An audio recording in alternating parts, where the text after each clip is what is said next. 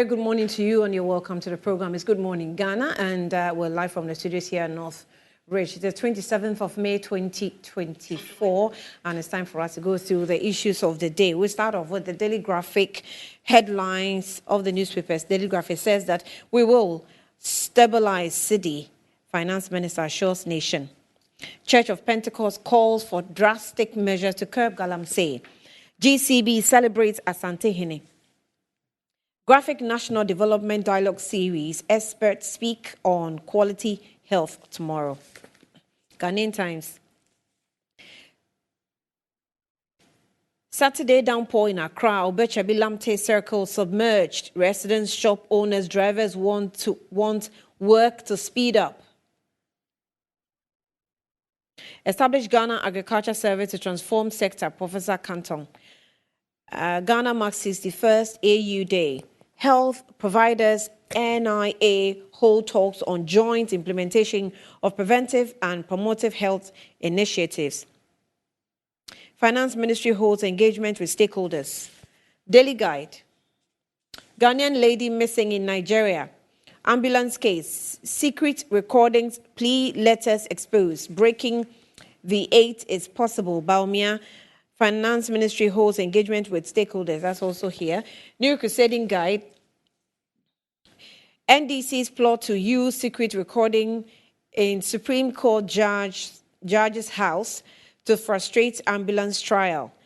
Energy Ministry Schools Kelvin Taylor says contracting in upstream sector not subject to government control. Medium-term economic outlook looks good, says Finance Minister. Claudia Kwarteng Lumot pays 1-year fees for youngest male artist. Tanker drivers brouhaha, UPPF chief fingered for confusion. Mustafa Hamid asks to fire him to diffuse tension. The top right corner says, stop holding yourself as chief of Bibini, says chief. Here also traditional rulers to Enyima Kodom. The Insight. Election 2024. Care Ghana blows alarm over EC's alleged appointment of voting software manipulator. Hey. Ghana city in deep crisis as it weakens into historic decline versus US dollar, according to Bloomberg report. BRICS and de-dollarization, opportunities and challenges.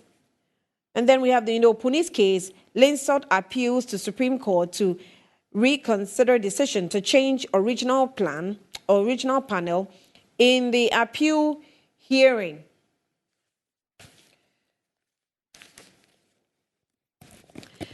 The Herald. 12 GCB Bank board members grab $33,000 each for questionable overseas training. Ken Japan's brother condemns Agric Minister's defense in Snit Hotel sales to Rock City.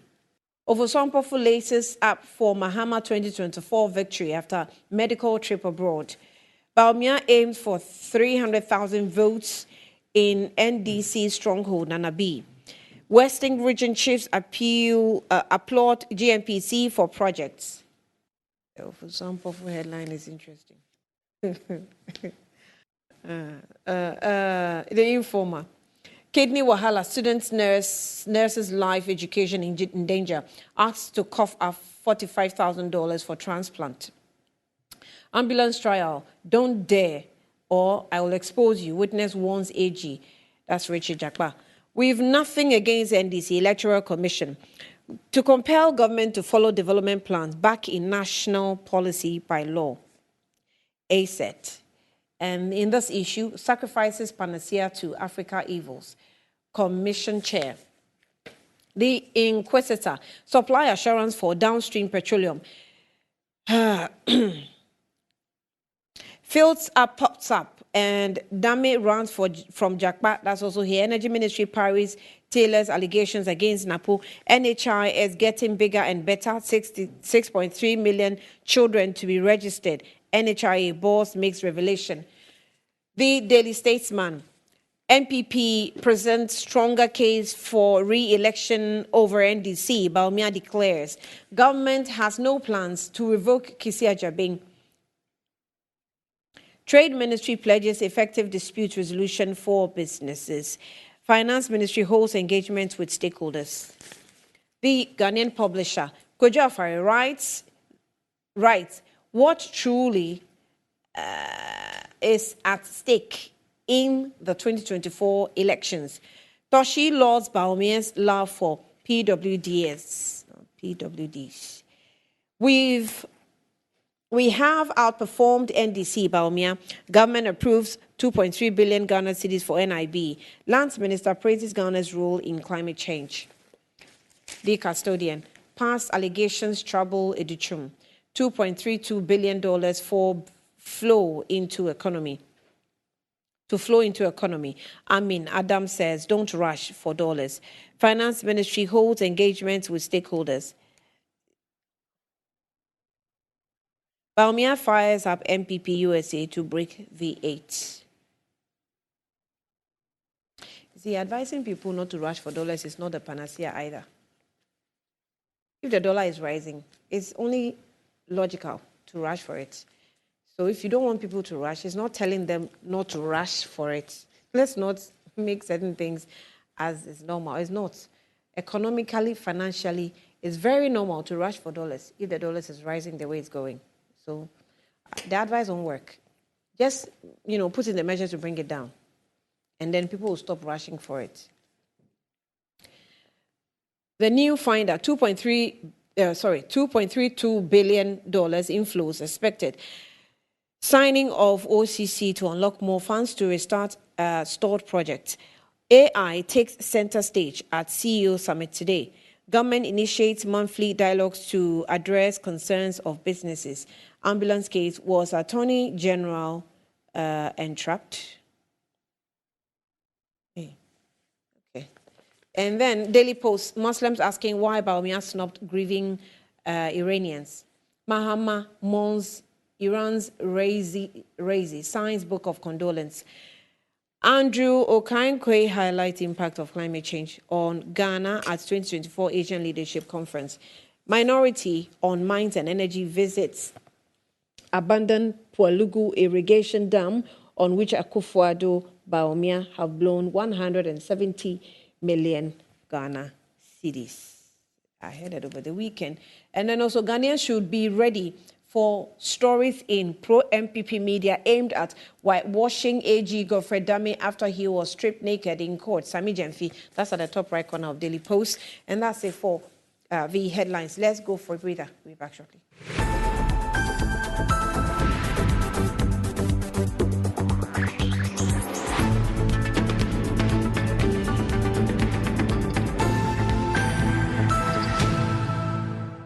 All right, you're welcome back to the program. It's Good Morning Ghana, and the guests are already with me in the studio. Beatrice Annan is a lawyer, and she's also a spokesperson for the NDC. She speaks with the communications team as well. Welcome. Thank you. Good morning. Good morning. I'm very sad this morning, but it will be fine. You'll soldier on. I'm very sad, not just sad, but also embarrassed. Why? You're embarrassed? With what? I feel very embarrassed as a lawyer and also a member of the Ghana Bar Association this morning. Oh. You see, I'm even in a sackcloth. What does it signify? It signifies mourning. The sackcloth? Yes. And you don't read your Bible well. You only sing in church. Then I don't know that. My pastor has not taught me that yet. Then you should read your Bible. That the sackcloth. Yes, signifies mourning. It's a very, and especially for young lawyers, what kind of role models do we have in this practice? Hopefully we get our bites on it. Is that about cases in court, or you have a particular issue? It's about the attitude of the leader of the bar. Oh, okay, hold on. Hold on. That's why I want to hold on. Okay. Well, Dr. Antoinette Chibo-Darko is also the Deputy General Secretary for the NPP, and she's here as well with us. Good morning to you. Good morning, been a while. Every time you come, it's always a while before you come. I wear many hats. Yes. So I have to take care of my party, and I have so many other responsibilities. But if I really can, I don't miss the chance to come and engage the good people of Ghana. I'm happy to be here, contrary to what Beatrice is sad about. I think that when you wake up in the morning, you are healthy, you can walk, you thank God for it, you soldier on, and you try to make the best out of it. It was good seeing you in Kumasi, actually.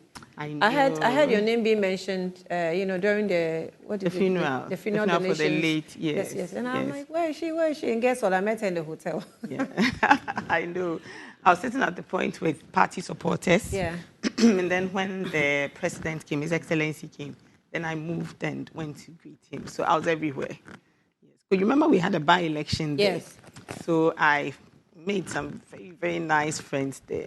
So I kind of took it as an opportunity to say hello to a lot of them. Oh. They are not exactly constituency executives. These are ordinary voters that were so amazing when I was there campaigning. So I was everywhere in Eju so that day at a point I felt like, hey, Annie, you can run for mayor in this place. Kumasi, I think Kumasi is a nice, I don't know, there's something about Kumasi. Anything that gives me the opportunity to be in Kumasi, I can't wait. It's exciting. It's like a getaway. It is.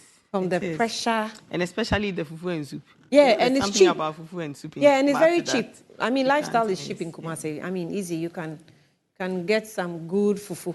I love it. Oh, that for fufu there. If you go to Kumasi, you don't eat fufu. I don't know Maybe what we you should eat there. invite Beatrice to make her happier. Oh, but she's been going. Yes, I lived in Kumasi for 5 years. Oh, okay, so then you are a Kumasi I'm a chick. product Yes, of yes, Kumasi. But she's not saying anything. But why are you So I was quiet like, as if she you was can't so hear us quiet. talking I about don't Like, want to mix work with pleasure. With the foreigners of Kumasi. she doesn't want to mix work with Work with pleasure. pleasure. Oh, Beatrice, I- you need to Kumasi is understand that we pleasure. have to live long. After the work, then we can talk about Kumasi and the beautiful fufu. After and the all. work, we don't want to talk about Kumasi. You take us there because you have lived there. But this morning, I didn't prepare to talk about Kumasi. When I say talk about it, we say take us there.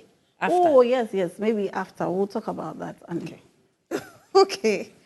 Anyways, let me do this before we get into the issues pretty shortly.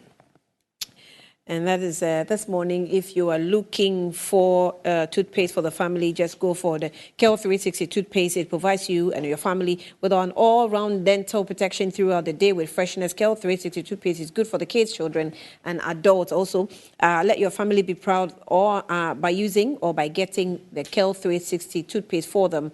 It brightens the teeth, prevents cavity, and with its cool mint, it gives you fresh breath throughout the day, protects the gum from decaying as well. Now, Kel 360 toothpaste is a product from the Samara Company Limited and producers of Sasso. It's available on all supermarkets. Call them on 0246 86 4798. Kel 360 toothpaste, it says happy smile. Lift and Elevator is also saying that if you want to enjoy the fruits of your labor, just worry no more. In case climbing the stairs is becoming some chore, you want to go for the lift and elevator services as they can come into your home and install a private one for you. It also can lift your services. It comes with a portable American pneumatic vacuum elevators, and it's on the market as well. Lift and Elevators is located at Sakumono, and you can reach them on elevatorsgh@gmail.com for consultations and solutions. Call them as well on 0200 535 515 0200 535 515. Now, a quick one before, this is like an announcement. So those of you who are yet to leave the house, let me put it across for your notice. Interruption of vehicular traffic development of the police hospital, Cantonment Road, Accra. We can have it on the screen so you can follow. So the Department of Urban Roads under the Ministry of Roads and Highways wishes to announce to the public the drainage and traffic management works on sections of Cantonment Road between the police station and Dankwa Circle starting on Sunday, 26th of May to Monday, 29th July 2024. So it started yesterday, it's continuing today to Monday, 29 July 2024. This is to help International Hospital Group Limited and the Ministry of Interior improve the drainage system and safety pedestrian access in front of the police hospital. Motorists and all other road users wishing to use cantonment roads are kindly requested to observe the traffic management signs placed on the road for guidance. The police MTTD will be at the vantage points to guide all motorists. Any inconvenience is deeply regretted and is signed by Engineer James Amu Gottfried, Director, Department of Urban Roads.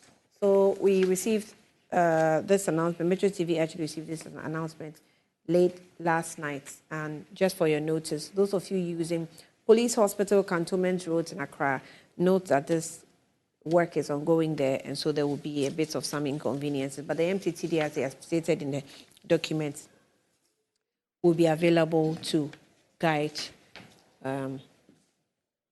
your movements. Okay, let's go straight into the courts. A lot is happening in the courts, really. Actually, a lot is happening in the courts. Judges, lawyers, Attorney General, Chief Justice, everybody is in the news. But the first one we'll pick to deal with is the issue of the Attorney General. I'm looking for my documents on the Attorney General. So we know the ambulance case that is now in court, where 200 ambulances were said to have been imported. The government is saying that what were imported were containers. The NDC government at the time, now in opposition, is defending and explaining why the buses came without the actual equipment fitted in them.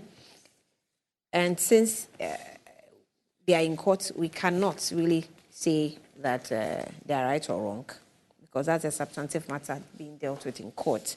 Ato Forcing at the time is the one that led that particular contract. And so just in case you are not so briefed about it, it's about ambulances that we're supposed to give to Ghanaians.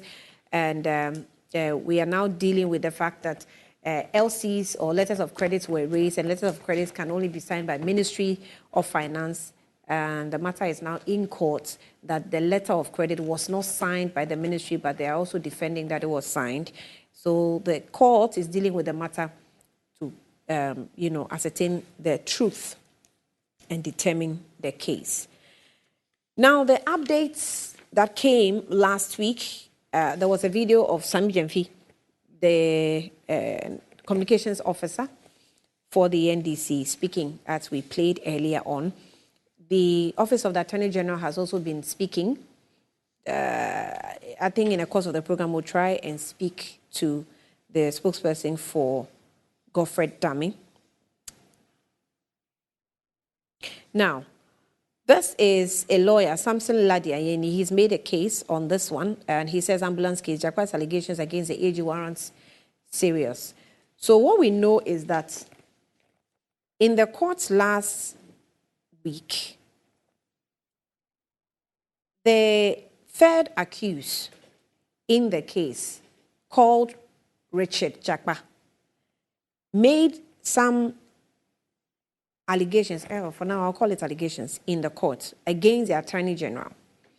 And I want to read to you the correspondence in court, how it captured Richard Jakpa's accusations, okay? And I have the 30-page court correspondence. And I'm reading from page 27 as the debate was ongoing. No, let me read from 26 maybe, just to put it in proper perspective. From 26, on page 26, the court says, I have decided not to make any further comments, and I will just sit and watch you people because of this is the judge speaking, right? Because if I do not, I may find myself in conflict with a lot of the people, because when my junior at the bar tells me that in doing my job, I have engaged a witness, I think we have raised the bar to the level which it is odd. It is odd, new level, So I will not make any more comments. So do what you want to do. When the time comes, I need to sit through the evidence. I will, because when the question is put there, which is a very direct, clear question, that the seal is what gives it some kind of authenticity, and the person wants to tell us all the workings of the Ministry of Finance, I will sit and listen. Now, Godfred Dami comes in and says, just by force to defend other accused persons. Court, no, that is not the point. Honorable Attorney General, do not talk. 2 days ago, you caused a third world war here. So please. Then he goes on to say, Mr. Tamaklo, who is a lawyer or counsel for the accused, says, my lady, I do not know that the problem of the Attorney General, I do not know what the problem of the Attorney General is against A1, that is the first accused. So by court, you people, please, that's the judge. Mr. Tamaklo, where from this defense? If he is defending him, are we not entitled to cross-examination? No, what is this? And this was just a banter, like it happens in court, right? So a banter between the counsel for the accused and the Attorney General who have the case, who is a prosecutor. So the cross-examination invites a sort of triggered the Attorney General to speak and accuse the third accused that he is defending the first accused, which is the Atuforsen, the minority leader. So that is what brought about this banter. Now, the court also said, Mr. Tamaklo, I do not have a gavel. Please. Is there a gavel? Okay, what does it mean? That thing. Okay, I do not have it. So that's what she didn't have to call for order in court. Okay. So please, all of you, just resume your seats. Governor Dami said, my lady, the point I'm making is actually part of my objection. If my learned friend wants to go on record, then let it be on record. Mr. Tamaklo said, my lady, if he thinks the question is not properly asked, the question can be disallowed. Then the judge said, I think that we fail to appreciate how very academic our work is. Everything is provided for by law or procedure by case law. Nothing new is being created here. Everything we are doing now has already been written, and we're just trying to listen to the evidence and see how it applies to all those things which have been written. And even if he gives evidence which is not objected to, and it's time to assess the evidence, I will have to sit through and decide which is relevant and which is not. I'll jump her case and go to Mr. Jakpa. Mr. Jakpa now angrily shouts and says, my lady, I want to put it on record that I am not here to defend A1, who is the first accused. By court, I have not told you that you have defended A1. And then Mr. Jakpa comes in and says, no, I am not talking about you. Then the judge says, who says so? Mr. Jakpa, the Attorney General did that. He accused me directly, and I want to respond. Please, Mr. Jakpa, all that fight, they were fighting and disgracing the bench and the bar, I did not write it. Please, move on. Mr. Jakpa, my lady, I have heard that, but I want to make it clear here that the Attorney General has, on serious occasions, had meetings with me privately. Several occasions have meetings with me privately and odd hours, both in person and on phone, in respect of this case, to cooperate or answer questions in a manner that will make his case better against A1, and I have refused, and I have evidence to I have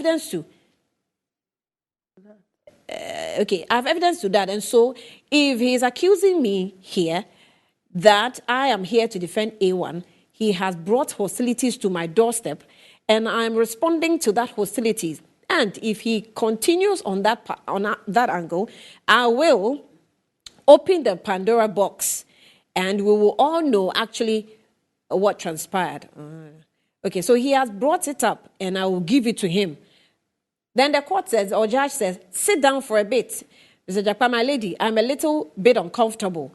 My court, why are you uncomfortable, Mr. Jakpa? I'm angry because How can he accuse me to be defending A1 when I'm here to find my liberty, to fight for my liberty, and he has been impressing on me to cooperate with him so that he can put AI in jail.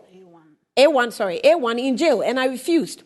So he comes here to accuse me of defending A1. It is unacceptable by court, Mr. Jakpa. Twice or 3 times that you have said it, I have heard you.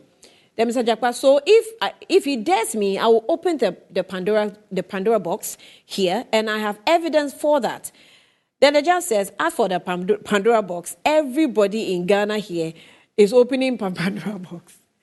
So that was the back and forth. You could tell that Mr. Jakpa was very angry, even without the gavel, right? The judge couldn't give an order. She could only shout that, sit down, sit down, sit down. And he was angry. He wouldn't sit down. And he was still trying to make his case because it was direct accusation to him. So let us slag out. Mr. Jakpa said, so let us slag out, and I'm ready for that.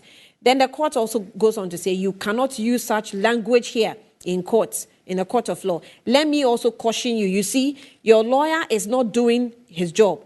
When you are granted bail, one of the conditions, apart from coming to court, is that you will also behave well. Let's cut it here. So if you are wondering who Mr. Jakpa is, Mr. Jakpa is also in the case. He is actually the company that sort of assisted Ghana to get this deal from Blue Sea. Okay. And I think his company is called Jakpa and what? Jakpa Business. Okay. So that's the name of Mr. Jakpa's company that has all been involved in this whole matter. As we go into it, I'm sure you may appreciate it better. Today, we're told that NDC, Beatrice, we're told that you're going to hold a press conference. We haven't said today. We said this week, so it will come up. Okay, you haven't settled when. Okay. We said this week. Okay. Even though the MPP speaking points said 28th. Okay. So I don't know where they got that information from.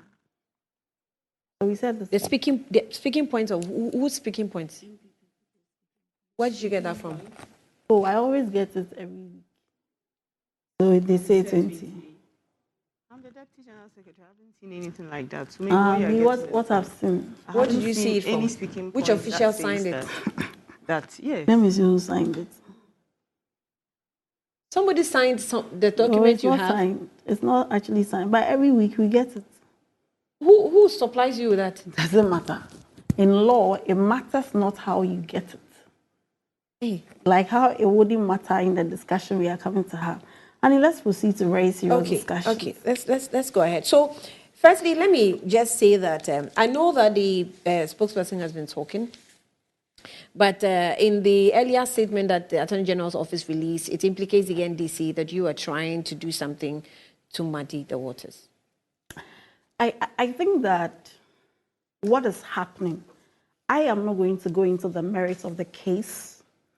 I'm not going to behave in an unethical way like Godfrey Dame is doing and wants to do, because I'll leave out the merit of the case for the court to decide. And so I will not talk about the merit of the case at all. What is important is that Godfrey Dame has been caught red-handed in the unethical practices he's been engaged in over the years, and how he seeks to wrongfully convict people in this country. And it appears that any time the NDC raise the issue, they will say, bring your evidence. Today, we have evidence to that effect. You see, what is happening in this country, especially in relation to Godfrey Dame, is a serious indictment on our justice system. What happened to the legal principle that lets justice be done even if the heavens fall? Today, there are no more men of conscience in this country. We don't have people speaking up. And I am very scandalized and angry as a member of the Ghana Bar Association that Godfrey Dame is a leader of the bar. Godfrey Dami should be leading the CHOP bar, not the Ghana Bar Association, because the man has breached every ethical rule. And you see, here we are not talking about allegation. He has called into question the integrity of the courts and the justice system, including the integrity of a Supreme Court judge. How? Of a Supreme Court judge? I'll come there. Annie, we are in a very deep mess as a country. You see, this thing is not the NDC against the Office of Attorney General. And that is where Godfrey Dami wants to reduce the discussion. The NDC has not made any allegation against Godfrey Dami. So Godfrey Dami should not think that he can hide under political debate and then get NPP people to be speaking for him while NDC people will be speaking against him. This is not a partisan issue. This calls into question the fear every citizen should hold. If you have a case against the state where the Attorney General will go and meet Supreme Court judges, compel witnesses to come and testify so the Attorney General can win a case. Godfrey Dami is behaving like a child who, when he was young, was bullied, so grew up with a lot of inferiority complex. And so having had access to power, he cannot tell what the limitations of law placed on him are. And I'm terribly sad and terrified, not only as a Ghanaian, but also as a practicing lawyer. When did we descend this low? How did we get here as a country? How far are we willing to go to do the dirty works of the NPP and its apparatchiks?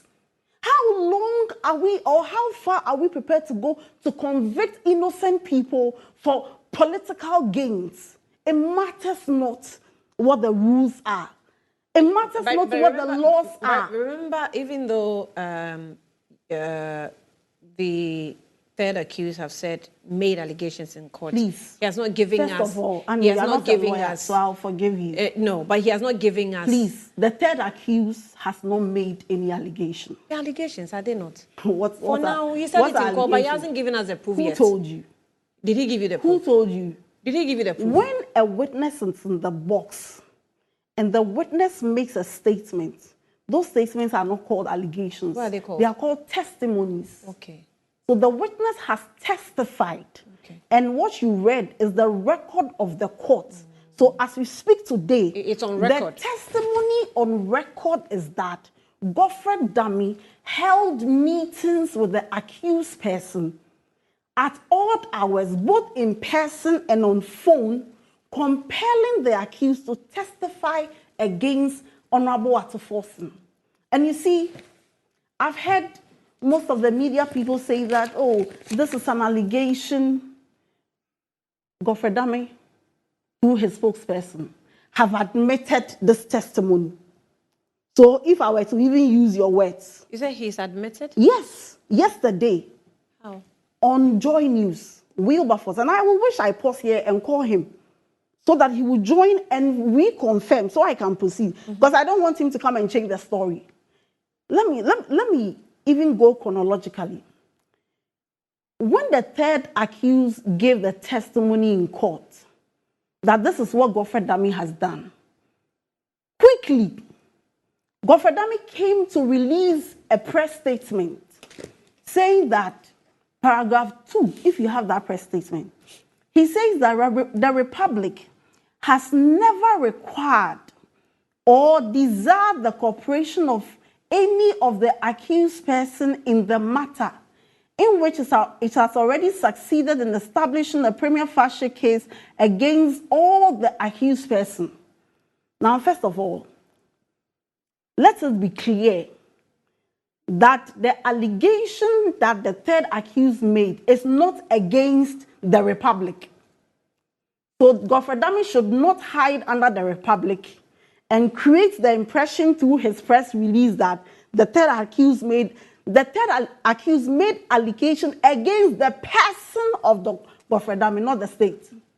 So he cannot hide under unless he's telling us that he had the authority of the president states. and the states to do what he did, then he should come and talk. So he should not hide under the republic. It says he, Godfrey Dame. So if he, Godfrey Dame, is saying that he has never... Yeah, but he's prosecuting this case on behalf of the Yes, state. but he's not the state. Okay, but... He's prosecuted. That is why when maybe Anado you can was explain to me president... better. You see, when Anado was the, how do you call it, Attorney General, Yeah. in the Chikata case, he filed a charge sheet that he wrote, the president versus Chikata. It's never done in practice. I don't know where he learned that. Quickly, the court said that you cannot do the president because it is not the president's personal case against Mr. Shashushi, it's the state. state. So we know the state and we know Godfrey Dame. When Godfrey Dame was going into that meeting, he did not carry his what you have deputies said, or the with, DPP. With the case of the Chikata case, having said that, the courts clarified to the president that you cannot do it on your behalf as a president. On behalf you of the can only do president. it on behalf of the state. state. Yes. Then it means that anything that Godfrey Dame is doing now should be on behalf It's of not the state. anything. Otherwise, Godfrey Dame, so when he goes to propose to a girl, does he propose to the girl on behalf of the state? No, I'm saying that this particular case. So I'm he's showing you that prosecuting on behalf of yes, the but state. it is not anything that the Attorney General does that can be ascribed to the state. What if it's and in especially relation, when it is No, illegal? I'm saying that what if it's in relation with the case he's actually prosecuting? This conduct. Yes. I mean, I think don't ask that question because you will finish Dami. By asking that question, you will finish him, and you are now robbing in the president. But the point I'm making is that on 23rd, Godfrey Dame said that he has not met any of the accused persons with the view of getting them to give evidence against the first accused. Then one would think that, oh, this is very true. Then he came to say that, you know what? The office of the Attorney General has been under enormous pressure, including even one from the first accused, Dr. Atu, forcing himself, but the Attorney General has not yielded. This was a statement on 23rd after court. Yesterday, his spokesperson admitted that Godfrey Dame met Mr. Jakpa in the absence of his lawyer and in the home of a Supreme Court judge. And my goodness, you see, this law we practice, it is like being in the medical field. There are so many rules and regulations. And as a lawyer, even if you see a beautiful woman and you want to marry, and you are the lawyer for the woman in a divorce matter, you cannot marry the woman because we impose some ethical obligation on lawyers. There are so many things lawyers cannot do. You cannot sit, if you are a judge, and be a judge in the case of your own child or husband. And there are policy rationales and reasons why we do that. And the laws as we have, as leader of the bar, Godfrey Dame is presumed to know every provision. In fact, when you go to law school, how you are taught advocacy, you will not even, you are made to memorize the rules so that as a lawyer, you know the do's and don'ts. But you see, Godfrey Dame is a man of questionable character. He's a man who wants to get innocent people to jail. So it matters not what the legal obligations and ethical obligations are on him. First of all, let me tell you, he engaged in a professional misconduct and in a criminal act by seeking to meet Mr. Jakpa. Why? If you look at Rule 13 of what we call the LI 2423, which is the LI that governs the code of ethics or how lawyers should behave, there is a requirement that where a person is represented in law, another lawyer here, the prosecutor, cannot engage in communication, anything with that person without the consent of the lawyer of the accused in this case. But Dame is telling us that to hell with these provisions, I met Mr. Jakpa in the house of a Supreme Court. Now, this morning, I've seen that the pro-MPP radio stations are all bringing up the defense of entrapment. I'll disregard all of them. And I'll go to the statement his spokesperson made. Because those people, it looks like one editor just wrote everything for them and they just published. The headlines are the same. The contents of the stories are the same. So I'll disregard it with all the contempt he deserves. But his spokesperson yesterday on Joy News indicated that Godfred Dame was called by a Supreme Court judge. These were his words. Was called by a Supreme Court judge. Then he went to the Supreme Court judge and then he spoke to Mr. Jakpa. And then when he spoke, he told Mr. Jakpa, please speak the truth. Please speak the truth. I don't want anything from you, but it is just the truth. I want to find out if Godfred Dame wants the truth. This happened in the Supreme Court judge. Yes, that is what his spokesperson said. His spokesperson was the one you should be asking him. And you have a recording of it. I'll call. He said it. Haven't mentioned him. I'll call him. Annie, but please. he said, please speak the truth. He said yes. Please. That is it. He said, speak the truth. Yesterday when he was speaking, I was capturing it. So if you like, Annie, let me pause. Call Wilberforce. Let him finish because Dr. Antoinette cannot even believe that this could happen. She cannot even believe, like all of us, we are in disbelief. So please, Annie, let me pause. Let me educate me on this one. Annie, let me pause. No, let me ask you. Don't worry. No, you continue. It takes a process to call him, so you continue. But let me ask you. You know, there's this issue also that Mr. Jakpa had spoken to the Attorney General, trying to maybe call a truce by paying what the nation has lost, as in the cost of what we have actually. The plea bargain will come there. Don't muddy the waters. Not necessarily the plea bargain. I don't know if that also represents a plea bargain. Yes, that's it. That also represents a plea bargain. But can he also do that without his counsel? Before we because according to the Attorney General's office, can't do that. He wrote that. I said he cannot communicate directly with a person who is or deal in any matter, howsoever described, with a person who is represented by a lawyer. But what I'm telling you is that Godfred Dame is telling us something that we should be worried about. That Supreme Court or a Supreme Court judge is in the habit of calling an Attorney General to come to his house. How did this happen in our justice system? So, even if Mr. Jakpa was represented by a lawyer, it is bad enough. You know why? If I were a lawyer for Mr. Jakpa, in the presence of a Supreme Court judge, how am I going to say no when I have other cases pending before that judge? Especially when Godfred Dame is in the habit of meeting judges and communicating with judges ex parte. Recently, you heard the allegation in the affidavit in the Opuni trial that Godfred Dame had gone to meet a judge in his office. His defense was that he only spoke to the judge about an upcoming program. In the Honorable Roxanne Dafia-Mepov's case, he filed an application, a letter, written ex parte, which is forbidden by law, that you will speak to a judge alone without putting your other counsel in the know.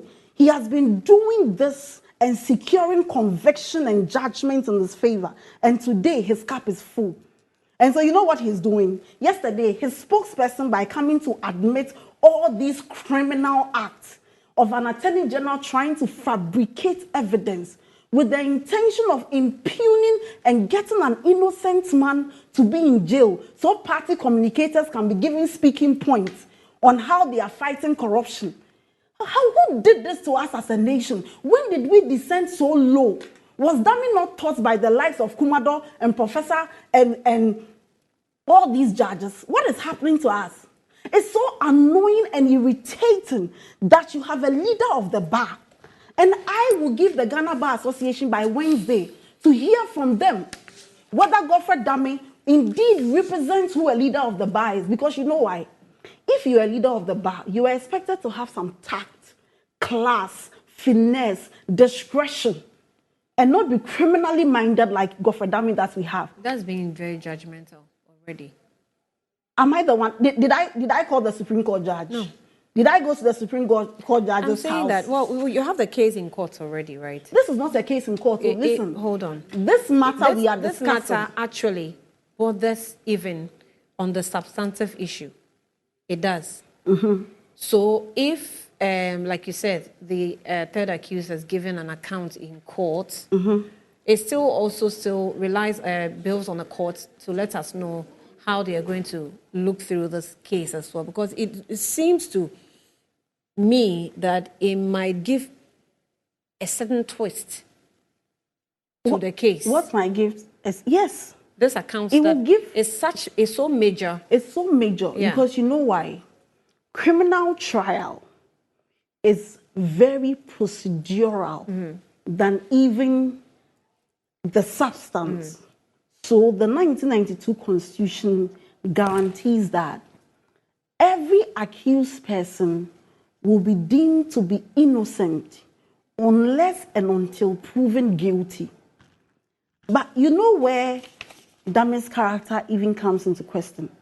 If you are the Attorney General, a Minister of Justice, or even just an ordinary prosecutor, your duty at law is that when you are presenting evidence to the court, you must present evidence that can both implicate what we call inculpatory evidence or set the accused free or negate the guilt of the accused, which is exculpatory. So if you find an evidence that says that, oh, somebody has killed someone, the Attorney General is bound to present it. Now, in the course of the trial, even if you come across another evidence that says that, oh, this person had an alibi, or there is another evidence that shows that he could not have been the murderer, you must still present that to the court, because the aim of an Attorney General and the state is not to secure conviction. The aim is to make sure that indeed guilty people are punished and innocent people walk away. There's justice. The Attorney General and all lawyers are under an obligation not to be communicating with judges on phone. So if Godfrey Dame can communicate with a Supreme Court judge and go to a Supreme Court judge's house to eat wache and meet the a third accused, what can't he do with High Court judges, Circuit Court judges, and District Court judges? Is that to say the Attorney General is not to be seen communicating with any? Yes. Oh, really? Yes. What would you be talking about? Okay. What would you be talking about? What would the Attorney General be talking about? To the judge. Yes. What would he be talking about? What if it's about maybe some national issues? Like what? Like an example, like the depreciation of the cedi or the high rate of unemployment. What would the Attorney General be talking about? There is a policy rationale so that, you see, in this place, I don't want to so go that too there's legal. not even any level of suspicion I don't at want all. to go too legal. But the lawmakers did not even contemplate that we'll have characters like Dame in our jurisdiction ever. And so even in drafting the law, it has never happened, whether under President Kufuor, under President Rawlings, under President Mills, under President Mahama, and even with Gloria Kufu, who is the last AG, that something like this would be alleged by a witness. It has never happened. What we are dealing with is a man who has no conscience, a man who does not care about the liberty of the individuals. And you know, when the Attorney General was caught red-handed, and after his admission, then he comes to say, in his statement, he comes to even put out things which further breach the LI by saying that, oh, he has evidence to convict the people, that he has presented those evidence. That is why the court has even ruled that the accused person should open their case. My God, what kind of Attorney General do we have? You see, Godfrey Dame's time has come. Anytime we go for a bar conference, Godfrey Dame speaks like a branch executive of the MPP. No finesse, especially when he sees the president. He speaks anyhow. His speeches, and I can give you his speeches from the time he became Attorney General to now. Well, when you say Every anyhow, time, what do you mean? Anyhow. How do you mean? He will mention President Mahama's name attack President Mahama, then come and attack NDC communicators, and come and attack NDC lawyers. Okay, Those so are his speech issues. is more partisan Very than partisan, nationalistic. yes. So even you see lawyers murmuring what is happening, and he knows it. You see, Godfrey Dami has been doing this for Lawyers long. are not even happy with He knows his it. behavior. He knows it. I think Godfrey Dami has inferiority complex. He thinks that by getting power, he needs to show people he doesn't like. Look at the treason case. DSP Agozo. What was his crime? Martin Pebu, lawyer for DSP Agozo, said Godfrey Dami told him in the face, in the presence of his client, that I needed to add DSP Agozo to the case so that the case can gain some credibility. So this is an attorney general that is playing with the liberties of the citizen, the citizens whose taxes are being used to pay you. And this, you know, if the attorney general was just meeting Supreme Court judges, which was unethical, and meeting the clients, which is also unethical, what you have the AG do is that the AG is engaged in another criminal act, which is fabrication of evidence. Act 29, Section 213, says that a person shall not fabricate evidence or do anything that has the resemblance of presenting evidence to the court in a manner that will prejudice the court. And the custodian, you know, Annie, when you slap me today, I do not have the powers to prosecute you. At best, I can sue you in a civil claim, which will be tortuous. But the only person in the country who has the prosecutorial authority and the powers is the Attorney General. So when Attorney General doesn't like you at all forcing, the way you are looking, you are probably more handsome than me. It doesn't matter. Let me prosecute you. I'll get you off. If I have presented an evidence and I'm not satisfied, let me coerce other witnesses. If I cannot, then let me take you to a Supreme Court judge's house to convince you further. What is happening to our nation? And I've not heard the Peace Council talk about this, which has the potential to prejudice and destroy the very fabric. It just came Look out. at the It just history. came out last Look week. at the Probably history you never of know. our coup d'etats. Anytime there is a coup, the executive is suspended. The legislature is also suspended. The only arm of government that remains is the judiciary. And so we say that the judiciary is the last resort. When you and I have an issue and we have invited people, family, and all is not, giving us that solution, we run to court. Why? Because we believe that the judge will be independent and innocent. All right. What we have here is Dami himself exposing what he does with the courts.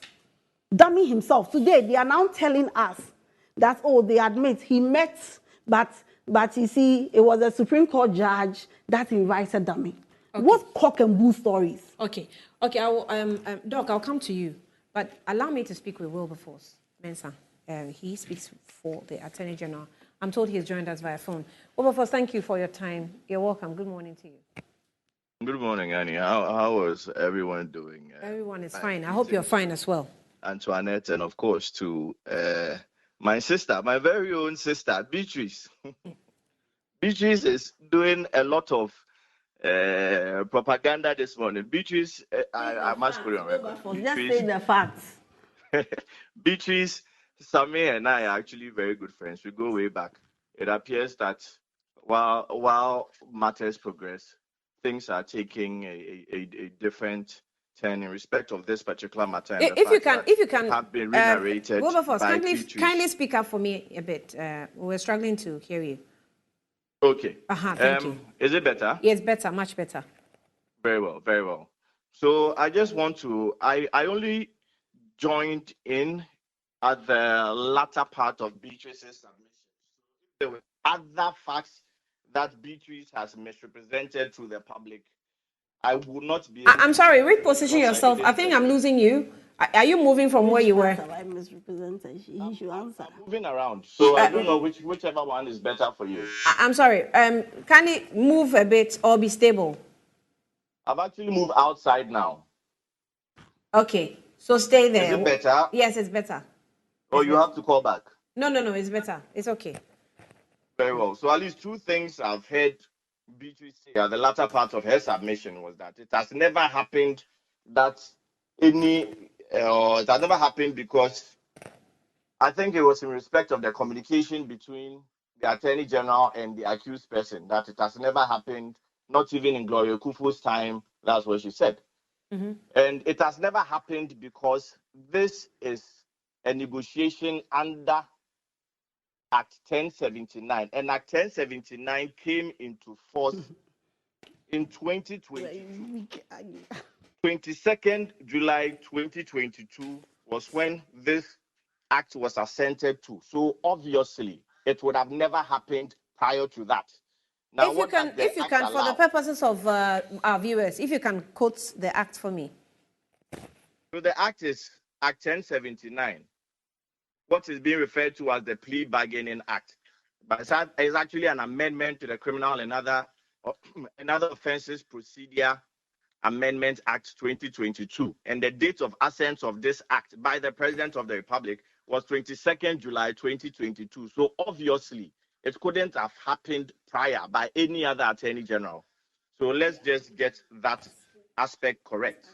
Okay. And also the issue of the Supreme Court judge is also another thing that I caught in her submission. The Supreme Court judge, we have stated that the meeting at the Supreme Court, and let me put on record that there is no law anywhere that says a lawyer or a prosecutor cannot talk to a judge. I hope Beatrice will be able to quote the law for us so that we will all learn. I don't know any law that says a lawyer or a prosecutor is not supposed to talk to a judge. There are instances where, in fact, the Attorney General is on committees Isaac, with several of these judges. I'm sorry, let me come in here. How about Code of Ethics? There is no law in the Code of Ethics that says a lawyer should not talk to a judge. It's not there anywhere. The only issue is a judge in the matter that you are engaged in. You don't have quote and unquote secret conversations or ex-parte communications with a judge in a matter that you are engaged in. But no law says no lawyer should talk to any judge. I mean, there are conferences held between judges and lawyers. There are committees that judges and lawyers serve on. Mm-hmm. The Attorney General is on the General Legal Council with the Chief Justice. So on the panel, they are not supposed to talk or what. So that issue also needs to be corrected. So did the Attorney General meet with the third accused in the House of the Supreme Court, the said Supreme Court? Absolutely. And that's information that, very well, yes, that's information that we put out there ourselves after the Director for Communications for the NDC brought in the issue of the Superior Court judge. Nobody, this information of Superior Court judge actually goes to the benefit if there is any argument at all. I don't see any arguments going on actually. But the narration itself, of course, will favor the Attorney General or goes to the benefit of the Attorney General, the inclusion of this Superior Court judge. Okay. And so the Superior Court judge was only mentioned. No, I've seen a statement by Sammy Gyamfi that why is the Attorney General bringing in or trying to implicate a Superior Court judge? Why is he bringing in the issue of a Superior Court judge? You should name the Superior Court judge. Nobody mentioned Superior Court judge until the night of 23rd May 2024, where he himself, Sammy Gyamfi, who is now turning around to say, why is the Attorney General bringing in Superior Court judge issue? Sammy Gyamfi was the first person. Go and check Joy News, the evening news program that they do. 23rd May, I was on the program with Sammy Gyamfi, where he was the one who first mentioned the issue of Superior Court judge. Now, what we are saying in respect of the Superior Court judge is that it is this same Richard Jakpa who requested through the Superior Court judge. So the Attorney General gets a call from a Superior Court judge. He goes to the house of the Superior Court judge. Jakpa shows up at the house of the Superior Court judge. Now, this is at a point. Let me just narrate the issue correctly so that the whole confusion in the media, or not in, well, the whole confusion that's being re-spun out there, or that's being spun out there, would be corrected. The negotiation started under Thomas Obin. This is an accused person, A3, who has changed lawyers several times. So there are many instances in this case that the accused person was not represented by counsel. What does the law say? So they should refrain from this whole Rule 13. The law says that you can negotiate with the accused person or counsel for the accused person. This is contained throughout the Act 1079. So you can negotiate with the accused person. The law allows that. Plea negotiations can go on with the accused The law person. allows that within a 30-day period, right? That is not true. The law says that you can bring this plea negotiation to the attention of the court. The court can stay proceedings for 30 days. After 30 days, the court may, it doesn't even say shall, the court may continue proceedings in court. So what that 30-day rule is saying, and it's good you have brought it up, so I can explain this to the public. What the 30-day rule is saying is that if after 30 days, from the commencement of the plea negotiation, an agreement is not reached, the court may continue the proceedings. That's what it's saying. And it doesn't stop the negotiations from going on. If you look at section 162A, it says that these negotiations can go on even up till the day of judgment. It means it can go on throughout the entire process. And we saw that in the Atuasian case. The negotiations went on even close to probably the day before judgment, the negotiations were still ongoing. So it can go on any time before judgment. So the 30-day rule is in respect of whether it's in respect of staying proceedings at the court. So the fact that the court continues proceedings does not mean negotiations have ended. Okay, now, so go on. Okay, clarify this for me. When did the plea bargain period end? And when did this meeting also happen at the Supreme Court's judge's house? The plea bargaining period I've suggested that has not ended, because let me tell you what happened. So like I was saying, you are saying that. No, the plea When you are saying, negotiations- no, I just want some clarity. You're saying that within the 30 days, even if it ends within the 30 days, the court may allow continuous negotiations, right? No, not the court may. The court is not in a position to either allow or disallow negotiations. Okay. The law places the onus of negotiation on both parties in the matter. Okay. The judge is a trial of facts. The judge is not in the arena of conflict. So it's the persons in the arena of conflict, being the accused persons and the prosecution, that negotiate. So what the judge does is that she may continue the process in court, or she may, you understand? So it's the judge's role is to continue the process in court. That's what the judge does. Is that So to say that the plea of bargain never ends? The plea bargaining law, let me just read the law to you.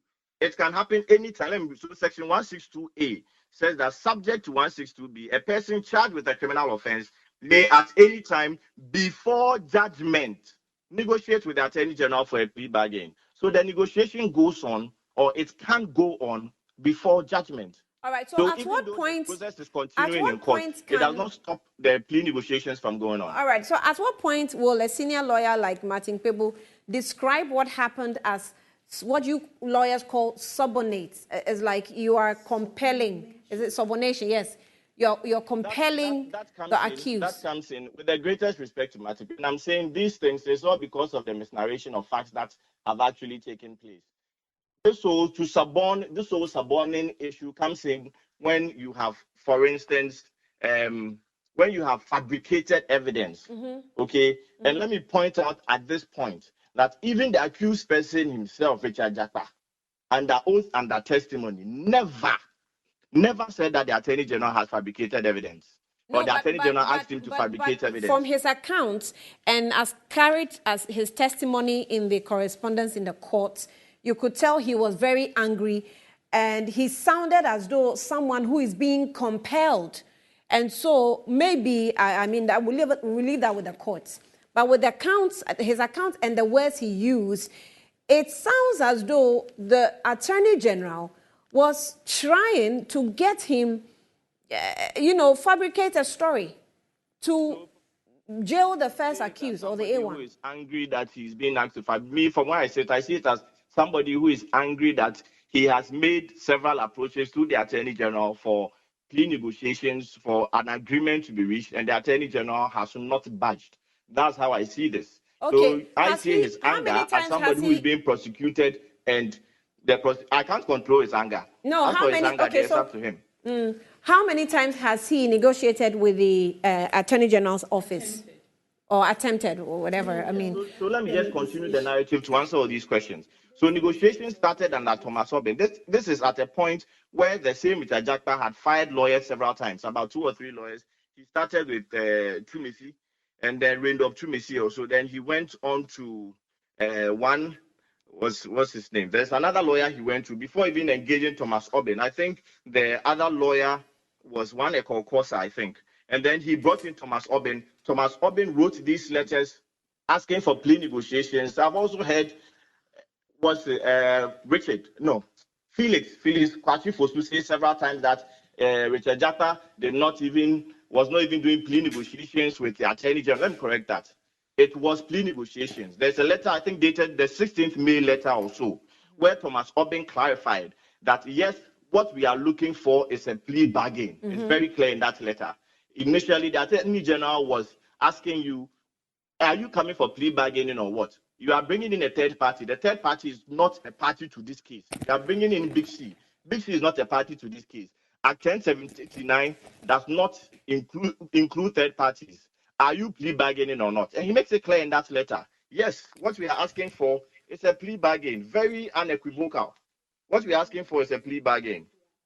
Now, in respect of, let me even read that portion to you. For the avoidance of doubt, and this is a letter from lawyers from the third accused person, Richard Jakpa. For the avoidance of doubt, our client hereby confirms that while the proposal originally emanated from Big C, our client has wholly adopted the proposal and we therefore consent to the authority of the third accused person to plea bargain.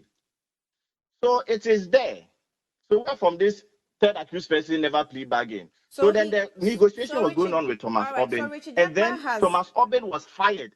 Jakpa fired Thomas Obeng. So all the meetings that were had with the same Mr. Jakpa was at a time that he had no legal representation. And the court documents will bear that fact out, that even when he opened his defense alone. He gave oral testimony. He did not have a lawyer at the time. The court record will show that there were several instances in court that he came unrepresented. So during that period, if he met with the Attorney General, at his own request, though, let us make that also very clear. At his own request, he met with the Attorney General at the time he had fired his lawyer at a place that was in a Supreme Court judge's house, and this Supreme Court judge is his own relative.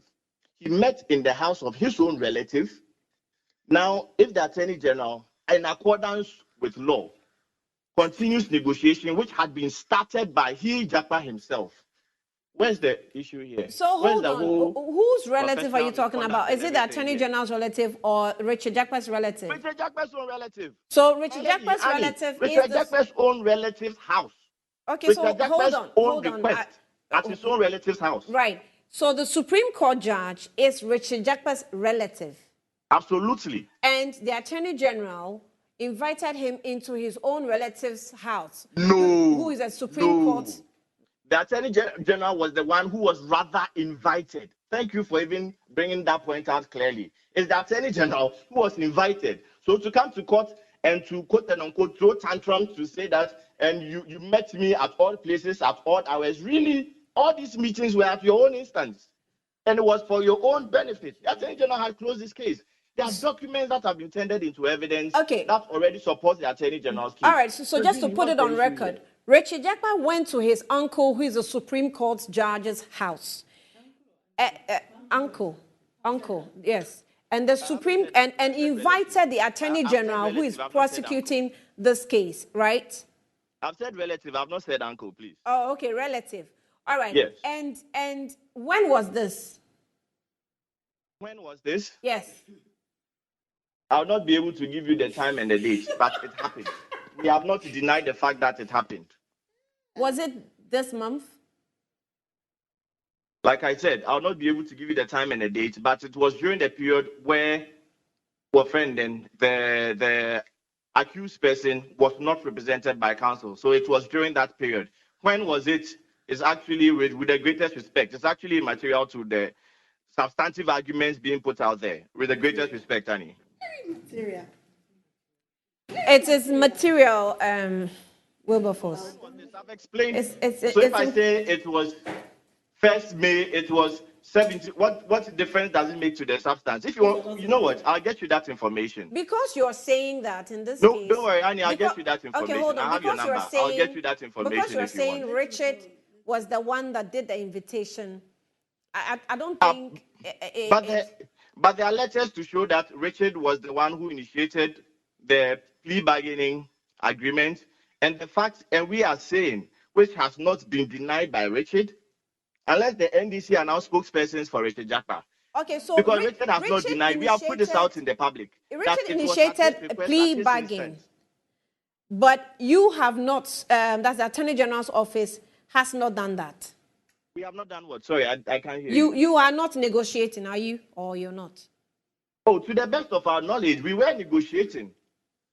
The way things have turned out, it would seem quite impractical for such a negotiation. Remember, these negotiations are supposed to be without prejudice, are supposed not to even come to court at all until an agreement is the agreement that comes to court.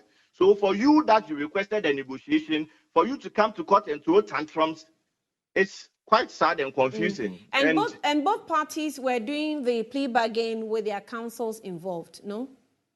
Oh, I've already explained that at the material time, the person was not represented by counsel, and the court documents will show that there was a long period that he did not have counsel. These are all records before the court. So both parties were not represented by counsel. Prosecution is already counsel. The other party, when it started, he was represented by counsel. That's Thomas Obin, and the negotiations were going on with Thomas Obin. There are documents to show. And when he wasn't represented, the law allows you to negotiate with the accused person or the counsel. Let me maybe I should just read that portion of the law. But Beatrice knows that you can have these negotiations either with the accused, well, she knows or ought to know that you can have these negotiations either with the accused person or counsel for the accused person. And when he got legal representation again, when he engaged Tadio Sori again, negotiations continued with Tadio Sori. So where is the conduct that's unprofessional here? Or what is this? Let me find out. Why didn't the Attorney General was in court, right, when these testimonies were being given by the third accused? Why did he not stand up to it or put up a defense since it was being captured? For that question. It's good you are helping me cover everything that ought to be covered. Now, in court, it was not the Attorney General who was cross-examining the accused person. It was Edujita Maklo, who is counsel for the first accused person, Honorable Ato Forsen, who was doing the cross-examination. Attorney General's time to cross-examine is scheduled for Thursday. That's this week, Thursday, this Thursday coming. So the Attorney General should tell Eduji to sit down and he Attorney General start cross-examination or what? No. The Attorney General is a very experienced lawyer. But there's nothing wrong with calling for an objection and making a case or a defense, since there is a direct attack. There's a direct attack. Hold on. Let's not do that. I'm saying that there is a direct. Let me just put it this way: the neutral lawyers and even the partisan lawyers, either party, they know or ought to know that the proper time to question such a statement that has been put on record is under cross-examination. Why would the Attorney General object when he's not the one doing the cross-examination? No, that's not how we do it in the legal profession. His time will come. His time, and in any case, the matter that was raised by Jaffa, that they met, the Attorney General has not denied the fact that they met. So it's not true. The narrative being spun by my friend Beatrice, it's not true that the Attorney General has denied. He has not denied. He said he has not met the person with the aim to. There's a difference. There's a very big difference there. Let's get the narrative right. The release from the Office of the Attorney General was seeking to attack the NDC instead of the businessman that was involved in fact, the one who was giving the testimony. How did it, all turn to the NDC as a party? Oh, as to information that came out as a result of that press release, these are factual information, or this is factual information, and it's immaterial right now to the substance of the issue. The Attorney General's focus is on delivering his mandate under Article 88 of the 1992 Constitution, and he's doing so in accordance with law. So far, what they have said is that one, fabrication of evidence. I pointed out to you, you have read the statement yourself, I believe, what the person said in court on oath. He never used the word fabrication. That's very clear. And from what he said you wanted me to implicate X. Now, if I tell you what the Attorney General told him is to that, say the truth. When I ask you a question on this document, say the truth. Don't be cunning, don't be coy, say the truth. If I ask you to say the truth, and the truth will implicate the person, how is that telling somebody to fabricate evidence? When the Attorney General has already closed the case, that doesn't even add up. Now, true that the person met with an accused person, I've already showed you that under Act 1079. In fact, that's the whole purpose of the Act, the Act 1079, which was passed in 2022. The whole purpose of the Act is for the Attorney General or prosecution to meet up with the accused. So where's the issue here again? Okay, but trying to tell. And the third issue is that he met without the person's lawyer. We have already established also, the court records are there. You can apply for the court records. You've already established also that there were long periods. This person has sacked his lawyer. He had gone to about 4 or 5 lawyers. And during that period, Attorney General started negotiation with his lawyer. He sacked that lawyer. Attorney General continued the negotiation with him as is permitted by law. And now the Attorney General continued with his current counsel. And his lawyer on the day, after he threw those tantrums, his lawyer on the day came out to apologize to the Attorney General. Okay, Wilberforce, can you hear me? Yes, I can. So, lawyer Eric Delalifo says that, Annie, is Wilberforce suggesting that the AG, that's the Attorney General, who knew that A3 had always, that's Mr. Richard, always chosen to have a lawyer and had indeed engaged lawyers to represent him, waited to ambush him, the A3, at a time he briefly lost the services of his last lawyer to harass him into incriminating a co-accused person? You see, this is the statement. These are all the statements that is being thrown out there.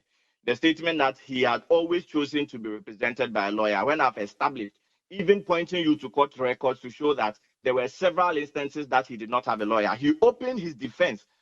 The person actually opened his defense. This is at a time that anybody would even want to have a lawyer. He opened his defense without a lawyer. He gave oral testimony in court without a lawyer. Check the facts. These are facts. These are all out there. So the narrative that he chose to meet this person without a lawyer, Madame Delali, is wrong. This person did not have a lawyer at the time. Attorney General met him at the time he did not have a lawyer. And it was at his own request. It was at his own request. So please, when you look at what I've narrated to you, really are there. What's outstanding? Really what? That a lawyer is not supposed to meet with a judge. Really, Beatrice? Really? No, maybe before you go, when an accused person doesn't have a lawyer or have lost the lawyer due to some circumstances, is it allowed to, if you're still dealing with plea bargain, is it allowed to still meet the person without his counsel? Thank you very much. In fact, when you look at the plea bargaining law, priority is placed on even the accused person before the lawyer. Let me even read Section 162A to you. Section 162A says that subject to 162B, a person charged with a criminal offense, a person charged, is it the lawyer that has been charged? No, it's the accused person. A person charged with the criminal offense may at any time before judgment negotiate with the Attorney General for a plea bargain. And that's what has happened. If you look at 162C, let's even look at 162C. 162 says here that, 162C says that the plea bargaining or the plea negotiations referred to in Section 162A may be initiated by an accused person or counsel for the accused person. So you see that in everything it runs through the entire act, an accused person or counsel for the accused person. So the law even always starts with the accused person. The accused person. You negotiate with the accused person. When the accused person is represented by counsel, but if you're you negotiate with counsel. If you are actually negotiating with the counsel for the accused, you are negotiating with the accused person. I mean, logically. then the law would not have put the accused person or counsel for the accused person logically. Would it? So Thank you. what you're saying is that the law gives you a choice, either with the accused person directly or with the counsel. It's none is illegal. One, the law gives you a choice, either the accused person or counsel for the accused person. But where the accused person is represented by counsel, you negotiate with counsel. But where the accused person is not represented by counsel, the law I've just read to you tells you that nothing stops you from negotiating with the accused person. In fact, an accused person can go to court and say, I don't want a lawyer. There are many instances. I'm in court right now in a case where the accused person is saying he doesn't want a lawyer. We are almost, judgment will be given in a few weeks' time. He did the whole case himself. He didn't have a lawyer. So in matters like that, is he forbidden from the plea bargaining law when the law is saying clearly that you can negotiate with the accused person or counsel for the accused person? Right. When you have a lawyer, when he had a lawyer, the Honorable Attorney General was negotiating with the lawyer, and there are letters out there to show that. I've seen these letters. I don't know how these letters got out there, but I've seen letters between the two parties where there's the negotiation going on between the Attorney General and counsel for, that was Thomas Obin. He fired Thomas Obin, sacked Thomas Obin, and then the negotiation continued with him and the Honorable Attorney General, Jakpa, and the Honorable Attorney General at the request of Jakpa, at the house of the relative of Jakpa. So it wasn't even a clandestine meeting. If it was clandestine, then it was clandestine against the Attorney General, not Jakpa. All right. Isaac Wilberforce, Mensa, I'm grateful for speaking to us. If any clarity I need, I will definitely come to you. Thank you. Yes. Tell Beatrice to buy me fufu this afternoon. Before Wilberforce goes. But why? Oh no, but I need to respond. You speak. Let me, Doc. No, because Doc, he has. So I don't interject you. Let me take a break. Oh, but I'll I come need back to address before you I'll take give a you some break. 2 minutes for Yes, that. Wilberforce is on the line, and I want him So to hear let's me. take a breather. I'll be back shortly. Oh, he should hear me.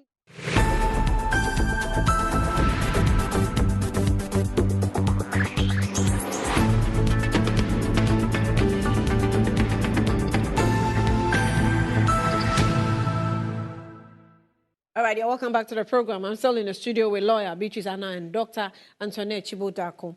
But let me quickly do this where if you want to live like a tycoon, remember who's got the mullah, got the power, and Ghana's newest lottery game draws live on Adum TV, 9 a.m., 12 p.m., and 6 p.m. daily. So pick up your tablets and computers and download the Game Park Games app on Play Store.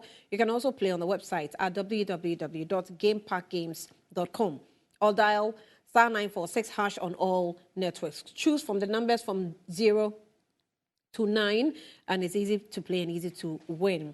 Nobody beats our odds in Ghana. Game Park Games, more mullah, more power, and is regulated by the National Lottery Authority, not for persons under 18. Now, Betway Cash Out also says that Ayesoko, Betway is giving you more control over every thrilling bet you place. Enjoy the biggest and most reliable cash out in Ghana on Betway Cash Out without any hassle. Sign up on the betway.com.gh. It's also for persons not under 18. And if you're not 18, don't try it. It's regulated by the Gaming Commission. Betway gets way more. Blue Jeans energy drink is also on the market and it's been there for 20 years. We also know what it does for the body. It contains vitamins and nutrients like vitamin B2, B3, B6, B12, and taurine and guarana, which are also known to boost the strength and energy as well as promote the high performance endurance. Blue Jeans energy drink is tested and tried. It's indeed the best. Blue Jeans energy drink is for the bold and active men and women. So go and grab a cold bottle, a can, and power your day. It's in shops across the nation.